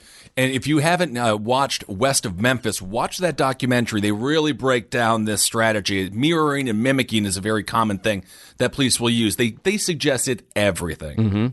Yes, and they plant the little things in your mind. And this is a point, I will say this to you. I'm almost not even comfortable with doing the podcast without a lawyer after reading all this. Like, I just need to have like a lawyer on a rope, not a slave. Oh, I'm paying him. Right. Like, we'll pay the lawyer. What you don't understand, that's called a retainer. You just want to have, you can actually do that. And you don't actually have to tether them like you're a Colombian coffee maker and you have a goat. Or what's the name of the guy? Juan Valdez? Yeah, you don't have to rope them like you're Juan Valdez with a mule. You can actually you can shoot them an email. No, I got little pieces of jerky I feed them. Oh, okay. You know what I mean? Like a little thing, and they're like, thank you, Henry Zabrowski. My client, I want, but that's it. But get a lawyer. Yes. Do not ever speak to a police officer without a fucking lawyer. So Jessie just started saying shit. Like how they had meetings every Wednesday in Robin Hood Hills, and how they ate dogs, and how there were briefcases full of drugs. Where are they getting it? Yeah, right? I mean, that's the first thing. It's like, where are they getting these drugs? Because all of these kids are demonstrably dirt poor. Well, I was deeply, deeply poor. Yes. 15 years old, living with their grandmother. Don't you think at some point Grandma would have seen the Colt slit a dog's fucking belly open, or them prepping the dogs? There's parts of shit where I mean, like, the dog's gonna come in from somewhere and be held in another place, and all of a sudden, all the accoutrement for the rituals need to be kept in place. All the pentagram rugs, all the candles. That's gotta be someplace. Yeah, it's just carrying around briefcases full of coke, like Nicolas Cage in Pulp Fiction. I mean, it doesn't make any sense. And I told this Nicolas Cage wasn't in Pulp Fiction. I'm sorry, John Travolta. Travolta. Like John Travolta in Pulp Fiction. Nicolas Cage and John Travolta, I confuse them in my head all the time. And Weird. I don't know what the cross is. I think because they both made movies You just that took make me... Face Off incredibly literally, and they never switched back in your mind. Honestly, that's what it is. That's why it is. Yes, it's Face Off. No kidding. But can I just tell that one story about the fire? Marcus mentioned that they were super poor, and just to hammer home how poor Mr. Eccles was, Damien was, his house was in the middle of a farmland. Well, this was the house when he was a kid. When he was a young kid. Yes, this is the house when he was a young kid, and they moved around quite a bit, but that was because they were poor, not because they were moving on up. Yeah. Lateral at best. And so their house was in the middle of these farm fields, and at the end of every season, they burned down the fields in order to create fertilizer. Their house, they didn't warn them or anything like that. They just burnt down the fields, and Damien talks about how the flames would get like 4 feet from his house. Mm-hmm. It was a wood shack, and he was like, it was a miracle. It never burnt down. Yeah, I mean, when the crimes happened, Damien was living in a 2-bedroom trailer with 5 other people. I tell you what, and a real Satanist would be delighted to be so close to these flames. Because it's so like, as the flames come up the hill, and it's like, consume me, fucking flame bitches. Well, I think maybe that's why you moved to Los Angeles, so you could sort of live that life. Feel the heat. Well, the whole time that Jesse's saying this shit, the cops are just nudging him along, shaping the story for him. Then they showed him the autopsy pictures. Now, if you've seen any of the West Memphis Three documentaries, you've seen the post-mortem pictures of these little boys. They are easily the most horrifying pictures I've ever seen. And I'm a dude that's seen some shit going all the way back to Rotten.com. Oh, yeah. I would say the Dahmer crime scene photos for me are still number one. These are awful just because it's the position of the fucking bodies were horrifying to look at. Well, Henry, you mentioned this as sort of a listicle that you're starting. I'm an editor at BuzzFeed. Could you write down your top 10 favorite murder pictures for us, please? Can I please have an ad tie-in? Well, that's the thing is that, these pictures, like, they disturb the hell out of us. Oh, yeah. And this is our job. We've seen some awful... This is my job. This is my job. A job, damn it. A job. And Jessie Misskelley was just some kid. Yeah. I mean, he'd never seen anything like this in his life. No. And these pictures scared the hell out of him. And they upset him greatly. Yeah. Then there was one final manipulation. And this one just seems weird and it seems cruel. But it worked. Gitchell played Jessie a short tape recording, only 1 sentence long. It was the voice of Aaron Hutchison. The cops had gone through the little boy's whole testimony and had plucked out one line, which was intended to freak out Jessie as much as possible. All he heard was the disembodied voice of a child saying, "Nobody knows what happened to me." Good That's like fucking out of fucking The Conjuring or something. Yeah. You just hear a lot. Nobody knows what happened to me, and she's like, "Oh yeah," in a concrete interrogation cell, like how the acoustics of the way that shit bounces off the walls, just disembodied, doesn't tell him who the kid was or anything like that. Just like, Jessie, I want you to listen to this. And again, remember, you see a 17-year-old boy, but think of him like a third grader. Yeah. Just imagine what his brain was going through. And also on this tape, here we have some creepy chain noise. Ooh. Sounds like a big heavy door is opening and closing. What's in there? That's a crow. Interesting. Do you have Dr. Dre when he sings, what was it, Frankenstein versus? Yes. It wasn't Dr. Dre. Dr. Dre produced it. Oh, he produced it. You're still stuck on this. It's incredible. So they're railroading this kid. And that, after they played the tape, that's when they decided it was a good time to start taping the interview. Oh, okay. Hours after the questioning of this unrepresented minor had already begun. Unreal. So the cops told Jessie to start from the beginning, as by this point, he'd all but told him he was involved. And these cops were salivating, because here was a kid who was about to tell them that Damien Eccles and Jason Baldwin were the killers, and this was all about to be over. But even after all that coaching, Jessie's tape confessions still had monstrous contradictions. First of all, he said that he, Jason, and Damien had met up that morning at 9 a.m., having already planned who they were going to kill because the little boy's pictures had been in the briefcase that was shown at the previous Wednesday's devil meeting. And of course they met at 9 a.m. because there's one thing about teenage goths. Wake up early. When I think of morning people, I always think of a 17-year-old quiet goth Early man. risers. Yeah, absolutely. That's how, and I tell you what, it continues into adulthood. Oh, totally. It definitely does. Yeah, early to bed, early to rise. That's how it is when you worship the devil. You need to be rested. Of course. And you need to have your oatmeal and a couple of egg whites. You got that protein in there. Oh, no, it's not like I built this entire lifestyle almost solely so I wouldn't have to get up before 10:30 a.m. every day. Oh, no. No way. I love waking up with the sun. Well, according to Jesse's first go at the story, the boys were all dead by noon. But it was known that the boys were in school all day, and they last been seen alive around sundown. So when the cops asked Jesse about this, he said, they must have skipped school. So when they told him no, they hadn't, Jesse said, all right, well, it happened around 5 or so. But that was still too early, so they kept pushing. And finally, he told him that it happened at 7 or 8. And that's when Gitchell said, that clears it up. It's unbelievable. They're just so happy. You just see them copy and pasting what they want to hear in real time. It's so hard because I can see why they want to. Yeah. I can see why they are. They are desperate. They don't know what to do. But it's just like it's not justice. No. Now, Jesse was slow, but he goddamn sure knew the difference between noon and nighttime. Mm-hmm. And there were other inconsistencies as well. I mean, Jesse said that Damien had choked one of the boys to death with a big old stick, but none of the boys had shown any signs of neck trauma in the slightest, much less a trauma that would be bad enough to be the cause of death. And Jesse still couldn't get the ligatures right either. Even though Jesse had been corrected multiple times before the confession was recorded, he still said that the boys had been tied up with brown rope, not shoelaces. And to the guilters who say that there was evidence of rope burns, that was deemed to be a possibility by the incompetent medical examiner's office, who we'll cover in detail on part 3, but the rope burn was ruled out by competent professionals. Jesse said the boys were tied up, but he only ever mentioned their hands. We unfortunately know that the boys' hands were tied to their feet, and that's what makes Jesse's next statement so inconsistent. The guilters refute the false confession narrative based on one admission.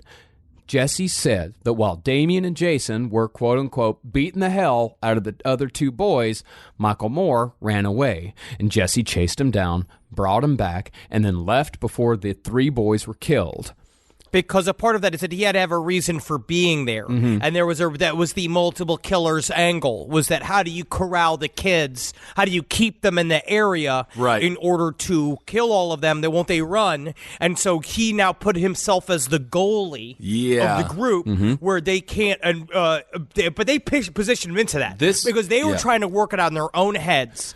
How the crime went down. And out of all the misstatements, that was the one that screwed himself over the most. Yes. Yeah, and they were working on multiple killer angles from the beginning, because the one thing that they did know is that the hog ties, the knots in the shoelaces, there were multiple different kinds of knots. They saw that the little boys were tied up with different. They were. It was just obviously tied up by different people, and that's partly how they brought Jason Baldwin into this, because they're like, well, Damien Eccles did it, but there are multiple knots, so he's got to have somebody there. Right. So who else would be there but Jason Baldwin? Do you remember that growing up as a boy, when they tried to get us to really be interested in knots? I just remember there was a teacher who was talking about knots. With knots. I don't use knots now. No, never had a knot. Don't care about knots, but they really wanted us to care about them. Well, let's break knots and calculus. There was no reason for me to ever learn calculus. It never went. It didn't go in. I don't remember a moment of trigonometry. Nope, I definitely was strategic, and I sat behind a very smart person, and I was just tall enough to peek over and look at his page. There you go. Teacher never know how I got the answer. Winners win. That's how it goes. Well, let's go through some of the logic on Jesse's statements. If the boys were tied up as they were found, how the hell did the kids run away? Because their hands were tied to their feet. And if Jason and Damien were beating these kids up as bad as Jesse said they were, why weren't they covered in bruises? They weren't. Plus, it isn't rare in a false confession for a suspect to create parts of the story themselves. In the aforementioned case of Joanne Taylor, the woman who said she remembered everything, she said that she had suffocated the old woman with a pillow as an act of compassion. The cops didn't give her that. She came up with that on her own. But the statement about chasing the boy down is what one juror in Jesse's case said was the clincher for a guilty vote. Yep. Because, see, Jesse never said that he killed any of the boys. He said his only part was chasing down Michael Moore. And that's partly because the cops kept saying that if he told them what they wanted to hear, he could go home. So basically, he was just Tiny from House of a Thousand Corpses. It was just his job to go retrieve anyone running away. Yep. Well, that's where he put himself into an ancillary position where he is not directly guilty of murdering these kids. Yeah. He has somehow worked his way into the story. Right. But he also sort of in his wake, but distanced himself enough, saying because he knew that he did not kill anybody, but he can say, maybe I did hold one. Yeah. Like Right. maybe I could have done that. Yep. Yeah, and when the cops told Jesse that he could go home if he told the truth, Jesse believed him. Yeah. And he trusted them so much that after the interrogation was over, Jesse patiently sat in a jail cell, figuring his dad would come pick him up once he got around to it. It is so unbelievably sad. Yeah. No, they did the same thing with the story I brought up with Kevin Fox. They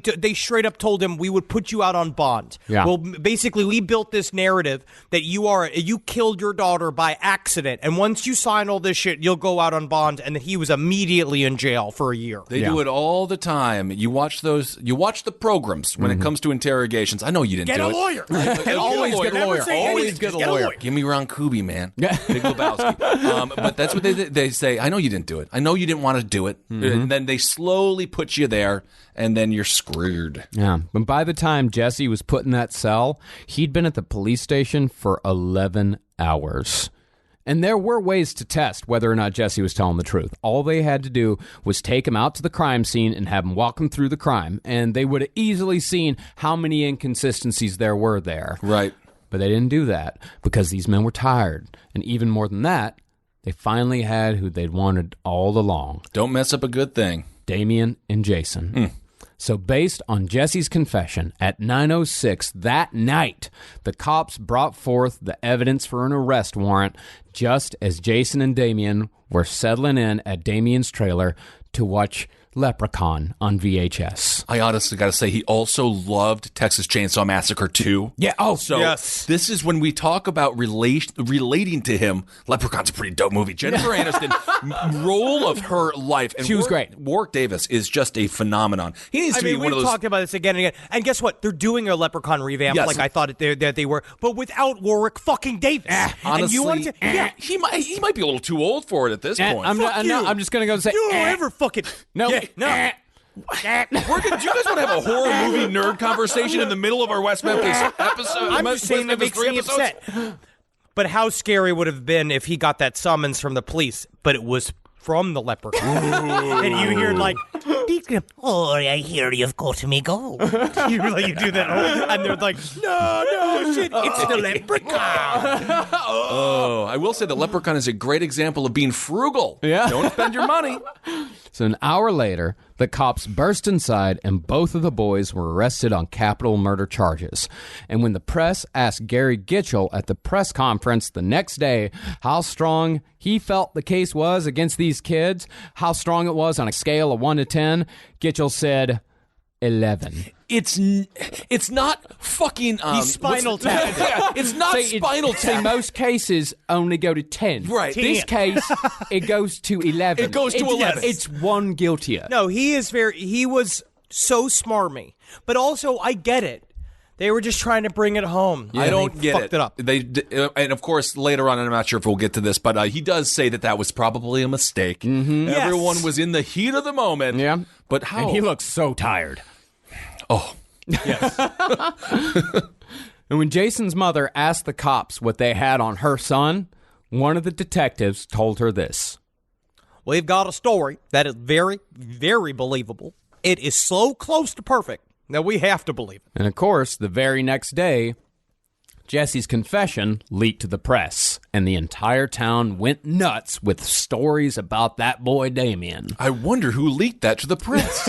No way. Yep, they quoted boys who said Damien's house was haunted and they'd seen ghosts. They quoted a girl who said she saw Damien drink blood once, and they quoted a pastor who said he had never witnessed anyone harder. And yet Damien had still rejected both the pastor and Christ himself. Why is the Unbelievable. pastor witnessing all hard at these children? I don't know, man. But they knew they had to do that. They knew they had to get public opinion on their side. Yep. Well, that's what we're going to learn.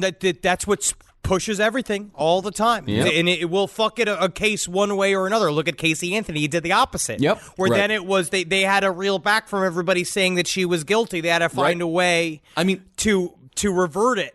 Can you imagine? I know now we know that it was a massive injustice, but at the time, in real time, if Twitter existed, just think about the people, what they would be saying about Damien and the other two. Fucking just look at Twitter now. Yeah, honestly, look at it now. Seriously, look at YouTube comments. The YouTube comments on anything, like any interview with Damien Eccles, 90% of them is burn in hell, you fucking baby murderer. Yeah. You got away with murder. I mean, it is some vitriolic shit. People are just as pissed off about this now as they were back then. In fact, I mean, it got around back then that the genitals of Christopher Byers had been found in a glass jar in Damien's trailer, and people still bring that shit up today on the internet. I saw people talking about this shit as evidence of guilt, and that was just a rumor. And it was also, by the way, a rumor that probably came from the cops. This whole thing it's because the emotions are high, also because of the nature of the crime. Of and course. also the idea of the strange evangelical stripe that still exists in this country. That people are truly afraid of the devil, and they don't understand he will only help you get laid. Well, I don't know if that's necessarily true. Come on, lean in, buddy. Lean in. Come on. Well, of course, I mean, the cops knew that they didn't have the little boy's testicles in a fucking jar. In fact, they had no hard evidence at all. Go to that pastor. Yeah. He's apparently full of hard evidence. I don't know what he does. I don't know about all that. So that is when they turned back to 8-year-old Aaron Hutchison for more help. So now that the boys were caught, suddenly Aaron said, "Oh yeah, them was the boys that was in the woods that night." And not only that, he said, I'd seen him do it. I saw him do the whole thing. He's 8 years old. He's 8 years old, and he said, "Yep, there was 5 of them, but I didn't know the other 2, and now I know that these 3 was these boys, and also they had black shirts with dragons on them." And also, I mean, and nothing is more evil than pictorials of pewter figurines. Oh, absolutely. And also, Bebop and Rocksteady were there. And I'm pretty sure the Teenage Mutant Ninja Turtles showed up. I like Raphael because I'm kind of emotional. I mean, don't get us wrong. We are not in any way, shape, or form blaming the kid here. No, he's a victim in all this. He is absolutely. Nah, he's having fun. No, he's not. In fact, he was fucked up for years afterwards. Sure. That's what his mother said. She said, "That's what I regretted most about this, because this boy had psychological problems for years. It completely fucked him up." This By fun, I mean the opposite of fun. It's like saying something's bad, but you mean it's good. very confusing to 80s fathers. Every father in the 80s was like, "What do you mean it's bad? Oh, but it's good? Okay." Now, this was completely and totally the work of the detectives involved, particularly Don Bray, because he'd already decided before Aaron said that he'd witnessed the murders that this little boy had watched the whole thing happen. So he's in the driver's seat, and Aaron's just following him along. Can I just ask, how the hell did the kid get there? We're talking about in the middle of the woods, right? And it's midnight. Yeah, well, why is an 8-year-old there? Well, no, that's the. How did they explain They didn't. Okay. They just didn't. And these kids, they would all play. Robin Hood Hills was where all the kids played, and they'd stay there until dark, and then they'd go home. And I guess they kind of zhuzhed it around where they said that, like, okay, well, I guess the kids got killed right before sundown, or the kids got killed when it was still like a little bit light outside. But the thing is, though, is that Aaron Bray never testified. All Aaron Bray was, he was a little engine that drove them towards arrest. The little engine that could is a wonderful parable if your intentions are good. Oftentimes, but people are otherwise, just like, there are a lot of people. You know who really thought he could?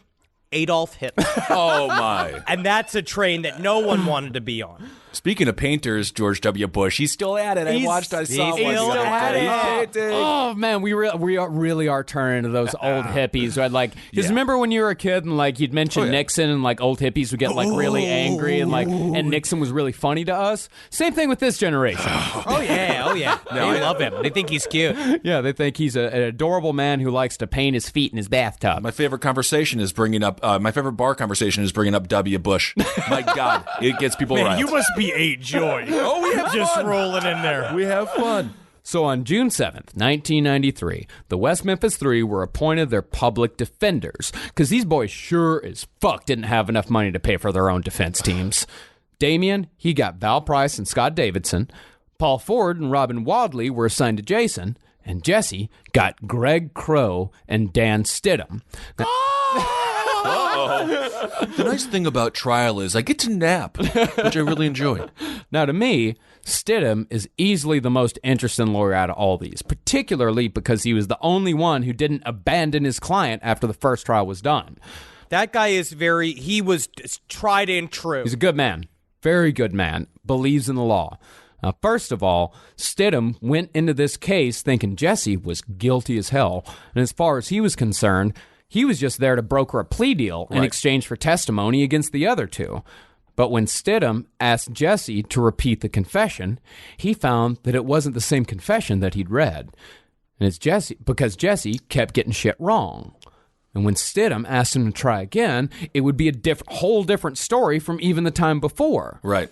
Furthermore, Stidham quickly realized that Jessie didn't even know what a lawyer was. It is never good. No. It's never good when the confession starts with the game of zip, zap, zop, just so you get the improv flowing in your head. That's been like, imagine I'm a monkey, right? And you don't know the monkey at the zoo. Okay. Now your job is you're a funny, cute little monkey, and you like bananas. I do. Yeah. And you also helped murder 3 little boys, didn't you? Zip. Yeah, I mean, Jessie, he knew that lawyers existed, but he didn't know what they actually did. Jessie thought his lawyer was another cop. He thought he was another detective. Honestly, might as well have been. It might as well have been at this point. Well, no, Stidham. Not quite. Yeah. No, it's like, Yeah. It's tough.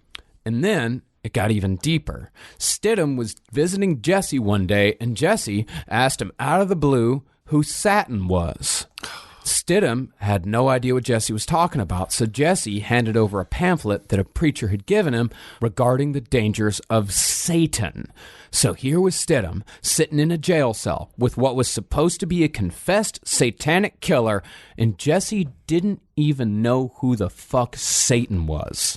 Man. Yeah, and like this factoid too, which is really sad. He didn't even know who Bill Clinton was. No, and this is 1993. This is the year after Bill Clinton went from governor of Arkansas to president of the United States. Right. Everybody in Arkansas knew who Bill Clinton was. And honestly, a lot of people called him Satan. Yeah. So it should be. It was back. That was back when back when people were still on the Clinton train. There's some folks in Arkansas I'm pretty sure were upset with the Democrat in the White House. Oh yeah, some of them definitely were, but this was long before the Clintons became the boogeymen of American politics. Well, it's too bad that he was. But I mean, at the same time, he was doing his running drugs and money with the CIA, allowing them to fly into Arkansas, all that shit. It's fun. It's fun. Yeah. It's a whole other episode. Yeah, we could do an episode on that. Yeah, we absolutely could. So Stidham pretty quickly realized that maybe this kid didn't do it. And meanwhile, Damien was still pulling his goth kid bullshit. He told the police that he'd tell him everything he knew about the murders, but he'd only tell it to his mother. So the cops set up all this audio and video equipment. They're ready for a confession. They bring in the mother. And then when she asked him what he knew, he just looked at her and said, nothing. And honestly, when you think about setting up equipment from 1992, ladies and gentlemen, you got to remember that's a lot of wires, a lot of work, a lot of that's cords. Like 600 pounds of equipment. It really is. A TV was like 200 pounds. That was a lot of work on those people. So that's kind of fun. That's just such a fucking. I mean, it makes me angry because I can see a kid doing it. It's like, ah! Honestly, that was funny. All of this bullshit. That's funny. I think that's a good friend of mine's move. Actually, I like it. I think it's quite humorous. See, both Damien and Jason thought that there was no way in hell that they could ever be convicted of these crimes. In fact, like when they talked to each other, they were like, this is suspect 1 talking to suspect 2. Right. Like they're laughing about all this. And you can even see in Paradise Lost that they're sitting like before the trial and they're joking with each other, and you can tell like they don't really take it seriously. I mean, Jason, he took it pretty seriously, but Damien, he just kept putting up this goth kid front. And then so you got to remember the context is that they murdered 3 people. So they see them laughing, and it just plays into that narrative that they're soulless. And that's what they go back to time and time again. Damien's smiling. He's blowing kisses to the grieving families during the hearings, which is, I mean, it was shittiest and dumbest thing that he could have done. Yes, of course. He just doesn't know. Because again, they're like, we're innocent. Yeah. Nothing is going to happen to us. We're innocent. Like, nothing, what can they have on us? They don't do anything. And then you're like, oh shit. They could say anything that they want. Yeah. I didn't know that. He didn't go full Michael Jackson and show up in his pajamas. No. But he also didn't dress really well either or show respect for the court. But again, he just didn't imagine that such an injustice could occur. And if you want to hear one of the great ironies of the case, Jason Baldwin had faith in God that he wouldn't go to jail. He had faith in God, in the Christian God, that this couldn't happen to him. That God didn't let things like that happen. Well, sometimes God goes to fucking sleep. I guess. Well, all of Damien's goth bullshit, that might be why the case's judge, David Burnett, had such a hard-on for these boys. He really did. And Judge Burnett, who oversaw both trials and almost every trial after the originals, he's what you'd call a real piece of work. He looks like surprisingly orange hair. Yes, honestly, he has the same hair as a Lego. Like, you can see him snap it on in the morning. Yeah. Now, before the case, Judge Burnett said in preparation he'd read a book on Satanism, quote, for information purposes. I'll tell you what, I like the covers. And there's a thing I learned about. I honestly, to be honest, I'd never heard about this before. It's an item of clothing called a pasty that I seem to really enjoy. I seem to really enjoy it. Well, he should have been reading the Constitution. Mm-hmm. Plus, wow. Powerful. Wow. Constitution. Every day, all day, you're going to fucking fall asleep while you're driving. Just reading the Constitution? Well, not only was that the extent of his preparation, the other thing, and this other thing really fucked over Jessie. Judge Burnett didn't believe that psychiatrists or psychologists had any business being in a courtroom. In fact, that was the whole subject of his judicial master's degree that he was working on. That he was working on while the trials were taking place. It's always nice when the judge is also dabbling in Scientology. Second Scientology reference. These psychologists, they cause nothing but doubt. Oh. And that's what I don't want. I don't need any doubt sewed in there. Not on this life sentence / death sentence case. Right. Yeah, I mean, this guy, he did everything he could to stymie the defense, put the boys away, and keep them locked up forever. It's like he read a book on how to be a biased judge. Yeah. He went by the book. Yeah, and he kept it going for, almost 2 decades. He still doesn't he doesn't admit to how horribly of a job he did. No one admits to it. And I'll tell you what, Stymie was also my least favorite little rascal. Mostly because I think it was a mistake to just have a little rascal whose whole personality was having colon cancer. Oh, man. Well, that's why you got to have the soapbox derby, raise some money there. It's always call me Stymie because I've never shit. Oh. Well, for example, I mean, concerning how much Judge Burnett really fucking hated these boys, he cited judicial economy as far as how many trials they were going to have. So he ruled that there was going to be 2 trials. It was one for Jessie and one for Jason and Damien. Now, this was wildly unfair to Jason because the only evidence they had against him was Jessie's confession, at least the only evidence they had at the time. That's all the evidence. That's all they had. And by including Jason and Damien together, the jury, they were going to hear all that goth shit that the defense was going to bring up concerning Damien. They had none of that shit on Jason because, as bullshit as the softball confession was and all the other shit, like all the things that Damien told the cops, like That shouldn't have been heard in Jason's trial at all. And of course, as Chevy Chase said in the film Dirty Work, when he bet against Rocky and he bet Mr. T to win, hindsight is 20/20.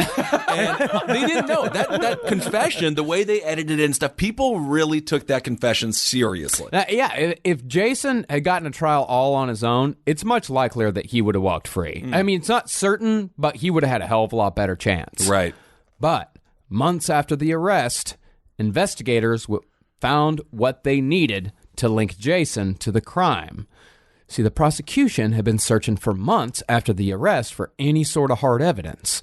And the best they had come up with was a couple of sticks that Gitchell had plucked out of the forest that were in the general vicinity of where the bodies were discovered. And Gitchell was like, well, they could have been used in commission of the crime, maybe. Just picking up sticks. Yeah, honestly, it's just like, We're just picking up sticks. there's another stick. That's more evidence. We're in a forest. The evidence is all around. This has got a straight up heft enough to kill a boy with.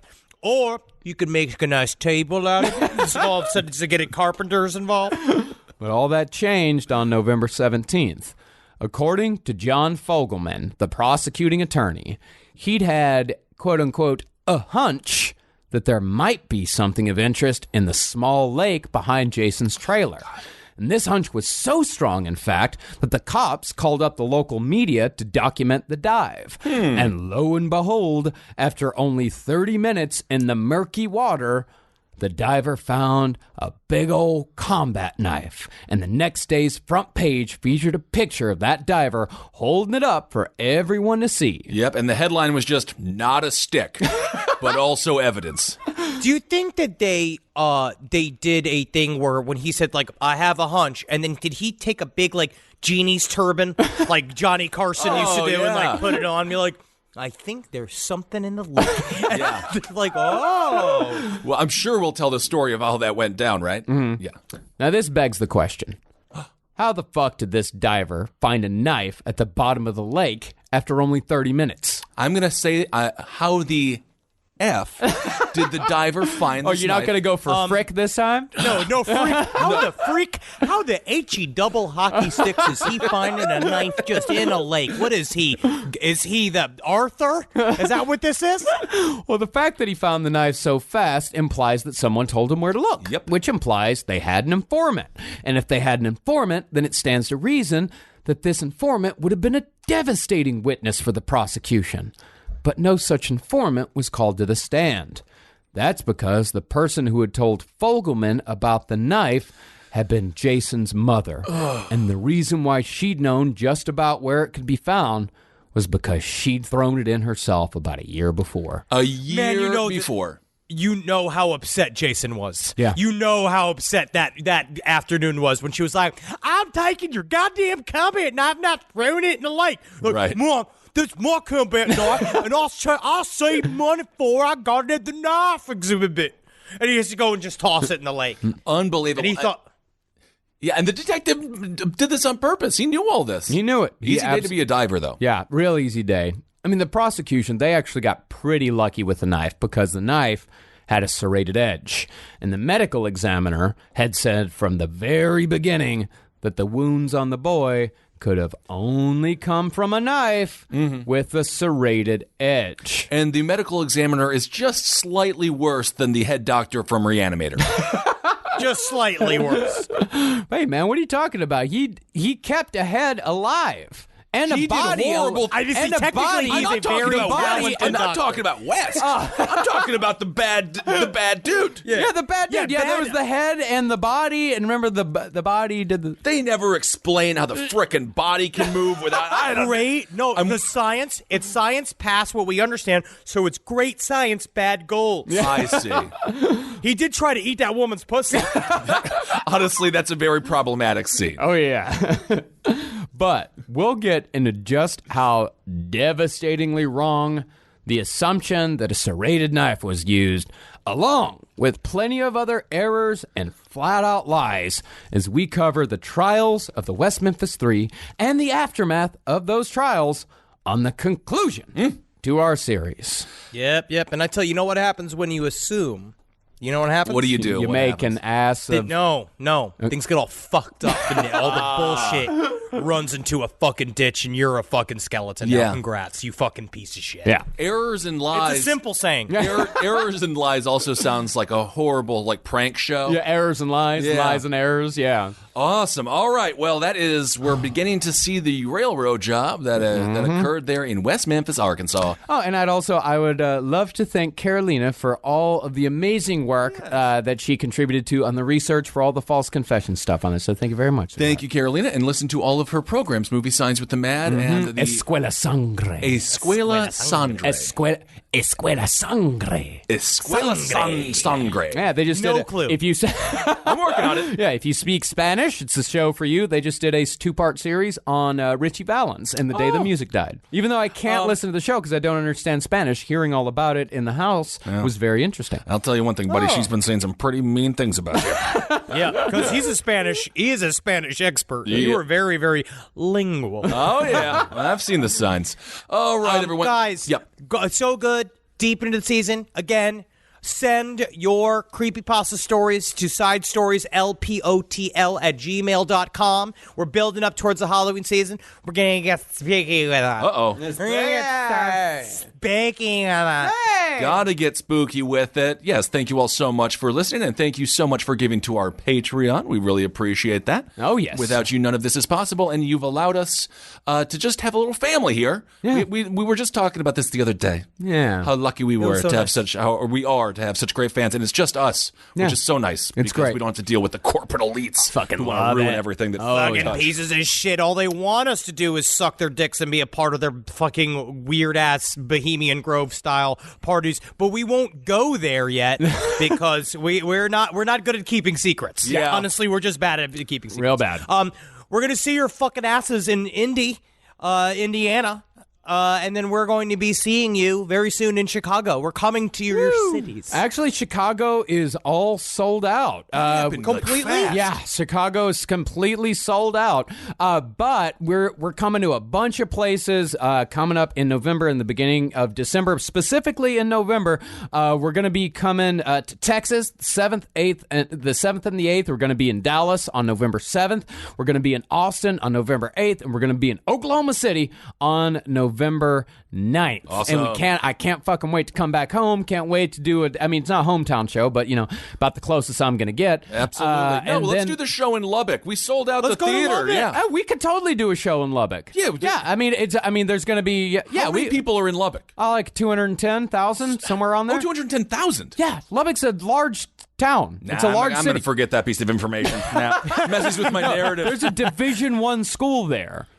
Which I graduated from. I am a graduate of Texas Tech University, of both the School of English and the School of Mass Communications. And it's the Harvard of Texas because their slogan is "Get your guns up." Get your guns up! Get your guns up! Fuck yeah, motherfuckers! How do you guys organize the horses so you could sit on them in class? Henry Zabrowski, that was good. Rest mode. Oh, gosh. It's sort of a statement about that culture there. All right, everyone. Highly admire them. Thank you all so much for listening. I guess that's Follow LP on the left for all your internet needs. Yeah, or just log off of all of that stuff and just search for us. Or just listen to the show. We tell you when the shows are. Listen, just subscribe to the show. It'll come up. It'll pop up and say, you got a new show. You can't miss it. Hail yourselves, everyone. Hail, sweet Satan, the bringer of knowledge, the true luminary. Allow him to destroy your prejudices. Yeah, Helgeen as well. Yeah.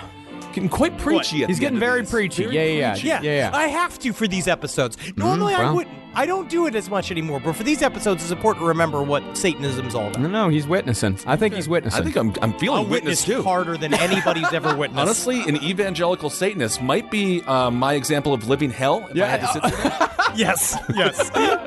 It's constantly preaching to join a group that's not really a group. Hail me! Magustalations, everyone. Call a lawyer. You've tried melatonin, the white noise machine, the blackout curtains, the magnesium, and you're sleeping fine. Not great, just fine. At some point, you have to consider the 4-year-old pillow is doing more damage than the magnesium is fixing. Coop Sleep Goods is running a bundle sale July 9th through the 20th. The starter bundle is the move. 2 pillows plus a sheet set, 40% off. And we're not saying it'll fix everything. We're just saying you've tried everything else. Coop's pillows are adjustable, designed to fit how you sleep, not just tolerate it. Mix and match any 2 pillows at 25% off or go all in on the starter bundle. One real upgrade beats 6 mediocre ones. Head to coopsleepgoods.com/comedy. That's COOP sleepgoods.com/comedy for 40% off the starter bundle and 25% off all other bundles. Your phone is your lifeline. Calling your kid to say goodnight, waiting on a job callback, or just sending a meme to your best friend when it's been that kind of day. Wherever life takes you, the Text Now app keeps you connected for free. Get a real phone number, unlimited talk and text, and 5G data for your favorite apps, all for $0 a month. No fixed contracts, no hidden fees, no panic when bills pile up, just phone service that's there when it matters most. Text Now. We've got your back. Download Text Now in your app store today. Wireless plans require the purchase of a SIM card. Visit textnow.com for terms and conditions.